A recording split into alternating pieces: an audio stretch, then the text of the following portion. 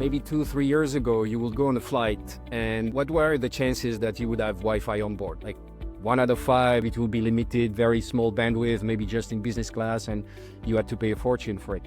Now, certain air company, whatever flight, they will give you Wi-Fi for free because the bandwidth is becoming commoditized and all that. And the mindset is changing also. I remember 3-5 years ago, you go on a flight and you were like, oh wow, this Wi-Fi was kind of novelty, like let's try to do something. Now it's almost reverse. It's almost like you're longing for the times you were on a 10 hours flight or 11 hours flight to Osaka or Tokyo, and you would have time to actually think and work, and you wouldn't be connected all the time, right? So that's a funny way to think about it. If I bring that to the maritime world and our industry, so a few years ago, connectivity was really becoming an issue, but now connectivity is really at the center of the conversation, and there is a yearly survey that is done with all the seafarers, and connectivity on board is one of the most important topic for seafarers, and for very valid reason. It's also because that's the way they stay connected with life, with the family. And as I was saying, we are connected on a daily basis. Like everybody's walking around with a device like that, always connected. You can talk to anyone, you can get their information. And this new generation of seafarer, like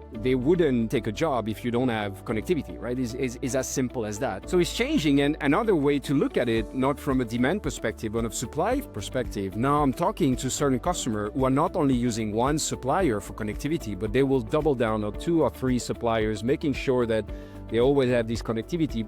One, for being able to operate their vessel the best way, having, for example, if you do routing and all that, or you have to change routing based on the weather news or all this kind of thing. Of course, you would like to have real time and as close to real time, and you need connectivity for that. So I think it's evolving very fast.